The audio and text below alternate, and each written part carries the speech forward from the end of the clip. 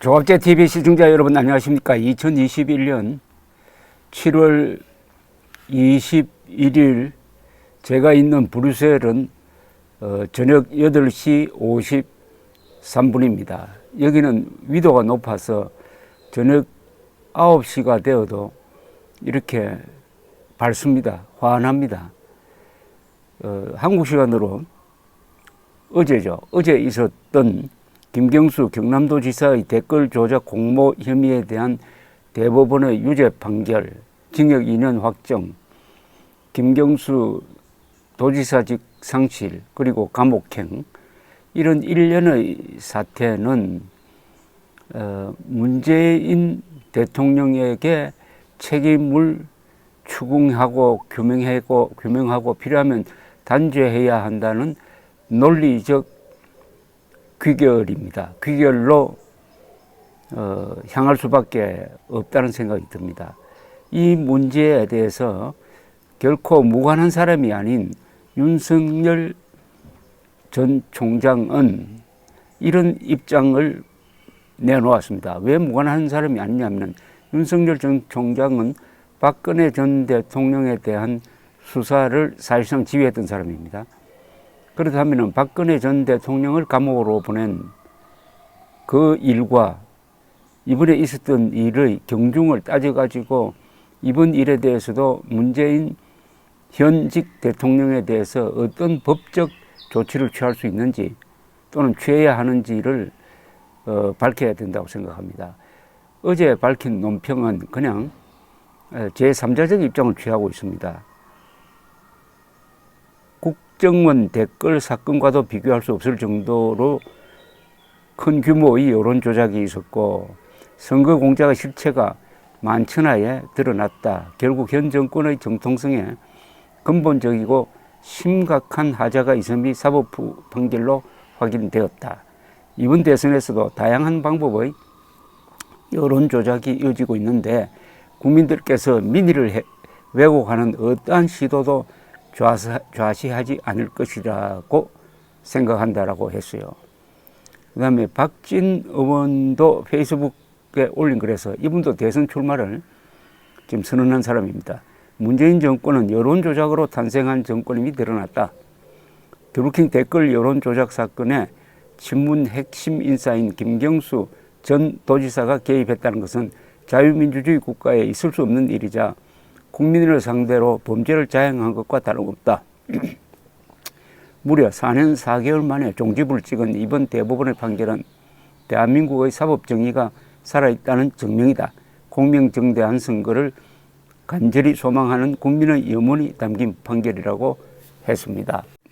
홍준표 2017년 당시 자유한국당 대통령 후보는 어떻게 보면은 이 김경수 댓글 공작의 피해자입니다. 그리고 안철수 당시 후보도 피해자입니다. 홍준표 의원은 이런 입장을 밝혔습니다. 오늘 대법원에서 김경수 경남지사가 드루킹 댓글 조작 공범 혐의로 최종 유죄 선고가 되었습니다. 이로써 지난 대선이 드루킹 8,800만 건의 어마어마한 댓글 조작으로 승부가 결정난 여론 조작 대선이었음이 대법원에 의해 확정되었습니다. 정권 출범의 정당성도 상실했고 지난 대선 때 김경수 지사는 문재인 후보의 수행비서였기 때문에 김경수 지사의 상선 공범도 이제 밝혀야 합니다. 지난 대선 여론 조작의 최대 피해자였던 전하 안철수 후보에 대해 문 대통령은 최소한의 조치로 사과해야 하지 않습니까? 조작된 여론으로 대통령이 되었다면 대국민 사과라도 해야 되지 않습니까? 저에 대해 씌워졌던 악성 프레임도 이제 사과할 때가 되지 않았습니까? 더 이상 한국 대선이 여론 조작으로 이루어지는 일이 없도록 특단의 조치를 취해야 할 때입니다. 또다시 여론 조작으로 자기 정권을 창출하려는 그들의 시도는 이제 봉쇄되어야 합니다. 국민들이 분기탱천해야 할 사건입니다. 자, 요 세 사람의 이야기를 이렇게 종합을 하면은 이게 특단의 조치가 필요하다는 결론에 이르게 됩니다. 이 특단의 조치는 뭘까요? 여론 조작으로 당선되었다고 했습니다. 그리고 윤석열 전 총장은 정통성이 없다고 그랬습니다. 그러니까 쉽게 말하면 문재인 대통령 자체가 부정선거로 당선되어 가지고 지금까지 4년여를 정통성이 없는 무도한 법 집행을 했다. 그러니까 지난 4년여의 문재인의 통치가 정통성이 없다. 정통성이 없다. 이렇게 엄청난 규정을 했습니다. 이 말은 맞다고 봅니다. 과격한 게 아니고. 왜냐하면 이런 대규모 부정선거는 1960년 3.15 부정선거 이후에는 없었습니다. 규모가 너무나 큽니다. 그리고 기계적입니다. 조직적입니다. 그리고 바로 측근에 의해서 이루어졌으니까 문재인 후보가 몰랐을 리가 없습니다. 그럼 그에 대한 책임은 어마어마할 것입니다. 부정선거로 당선된 사람이 그동안 휘두른 공권력은 부정했다는 이야기 아닙니까? 원인 무효라는 이야기 아닙니까? 논리적으로 말이죠. 자, 딱 비교가 되는 사람이 박근혜 전 대통령의 이른바 국정농단입니다. 최순실의 한 행위와 김경수가 한 행위는 어느 쪽이 무겁습니까? 최순실의 한 행위가 그게 국정에 실제로 영향을 주었습니까? 없잖아요. 사소한 것 아닙니까? 그러나 선거를 부정으로 뒤집는 것은 이것은 쿠데타를 했다는 것하고 마찬가지입니다. 총을 들고 쿠데타 하나, PC를 두드려서 선거를 조작하나 그 결과는 같은 겁니다. 헌정질서 유린이라는 면에서. 그러면은 박근혜 전 대통령에 대해서 그때 당시에 새누리당의 탄핵파들 그리고 당시 민주당 뭘 요구를 했습니까?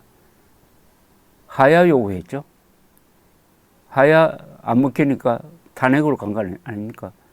그럼 당연히 문재인 대통령에게도 하야나 탄핵을 요구해야 되죠. 하야 탄핵. 뭐 혹자는 이럴 겁니다. 지금 몇 달 남지 않았다고. 아니, 그럼 박근혜 전 대통령도 마찬가지 아니었습니까? 박근혜 전 대통령도 몇 달 남지 않는 상황에서 탄핵이 되었습니다. 워낙 엄중하다고. 그 기한 불문하고 단절을 해야 되겠다고 했지 않습니까? 그런데 그거보다 엄청난 더 큰 규모의 정권의 존립이나 정당성이 송두리째 무너지는 이런 행위를 문재인 대통령이 몰랐을 리 없으니까 이제는 정치권이 특히 2016년과 17년에 걸쳐서 박근혜 대통령의 탄핵을 주장했던 당시의 새누리당 안의 탄핵파와 당시의 민주당원들은 양심이 있다면은 문재인 탄핵 그리고 특검 수사를 주장해야 마땅할 것입니다. 특히 앞장서야 될 사람이 윤석열, 홍준표 두 사람이라고 생각합니다. 홍준표 의원은 피해자로서 윤석열 전 총장은 박근혜 수사 책임자로서 지금 정통성이 없다든지 특단의 조치가 필요합니다라고 말하는 것은 그것은 그냥 제3자적 저 어디 신문사 논설위원이 말하는 거하고 똑같습니다. 그래서는 안 되죠. 정치인은 대안이 있어야 될 것 아닙니까? 정치인은 논평가가 아니잖아요. 그러니까 지금부터 정치권이 특히 야당 그리고 대선 후보가 해야 될 행동은 하야 아니면은 탄핵을 주장을 해야 됩니다. 탄핵을 주장해야 돼요. 그게 성공 가능성이 있는지 없는지는 부딪혀 봐야 됩니다. 설사 없다고 하더라도 이 사안이 대통령 탄핵에 해당한다는 것을 국민들에게 깨우쳐 주어야 합니다. 그렇게 해야 3월 9일 선거에서 압승할 수가 있습니다. 이 절호의 기회가 왔습니다. 이 범야권 후보들에게는 절호의 기회가 왔습니다. 이제 이걸로 해서 더 이상 이 집권 세력이 장난을 치지 못하도록 하는 예방적 효과도 있을 것이고, 그것보다는 진심으로 몇 개월 남지 않아도, 임기 몇 개월 남지 않았다 하더라도 우리의 헌정 질서를 바로 세우는 측면에서는 탄핵이 답입니다. 그리고 박근혜 전 대통령과의 균형을 맞춰야 합니다. 특히 윤석열, 그리고 이준석, 유승민 같이 박근혜 전 대통령 탄핵과 유죄 판결에 일정한 영향력을 행사한 사람들은 도덕적 의무가 더 크죠. 문재인에 대해서도 우리는 박근혜 전 대통령에 대해서 했던 것과 똑같은 법적 잣대를 들이대겠다. 이준석 당대표는 당론으로, 그리고 윤석열 전 총장은 개인 자격으로 반드시 문재인 대통령 탄핵을 공약하든지 다짐하고 정책으로 밀어붙여야 될 것이라고 생각을 합니다. 이게 이번 대통령 선거의 가장 큰 주제가 되어야 합니다. 부정선거는 이제는 그 모습을 달리하고 있습니다. 이번에 부정선거는 아마 국민 세금을 가지고 퍼주는 복지 포퓰리즘 성향을 가장 크게 띠게 될 것이라고 생각을 합니다. 그렇다면은 거기에 쐐기를 박는 측면도 있습니다. 도덕적으로나 전략적으로나 문재인 탄핵 요구는 여야 정치인, 특히 지금 국민의힘 국회의원, 그 중에서도 특히 박근혜 탄핵에 찬성했던 사람들의 도덕적, 정치적 의무이고 전략적 포석이 될 것입니다. 감사합니다.